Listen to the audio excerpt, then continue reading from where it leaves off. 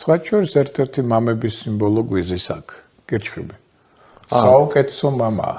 თავისუფლად თევზები და კირჩხიბი ეს ორი განთქმული მამები არიან, რომლებიც გადაყოლილები არიან შვილებზე. გადაყოლილები. უადასტურებ აგერ. ხო, ასე რომ ეს ორი ნიშანი გამორჩეულია მამებში. შვილებს ძალიან უყვართ. კირჩხიბი და თევზები მამა. ვა, ძალიან კარგი გამიხარდა. არ იფიქრო რომ შემშურდა, მაგრამ სასწორებზეც რო გითხრათ. ხო, არა, სასწორი არ არის ცუდი მამა, უდავოდ, კარგია, იმიტომ რომ ემოციური ამგზნობია, რეაგურადღებიანია.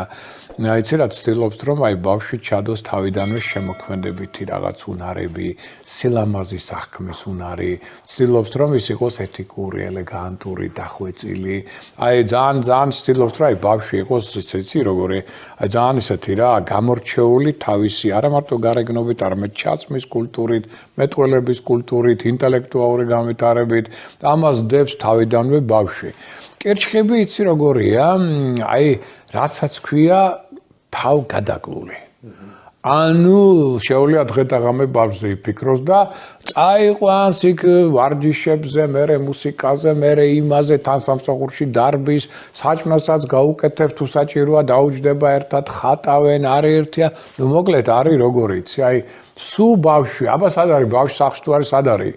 სად რომელ ოთახშია თუ აი არის, უნდა წავიდე შეამოწმოს გესმის, აი სულ ტრიალებს ბავშვი, აი ესენი არიან, საერთოდ ოჯახის ნიშანია კირჩხიბი, მოდი ასე ვთქვათ, ხო?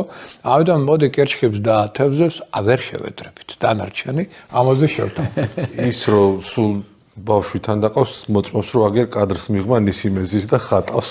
და ისა რაღაც კაკუნი თუ იყო ნისიმეს ქუსლიანი ჩაიცა დღეს და შეიძლება ადგეს და კაკუნი დაიწყო. ადასარევი გოგონა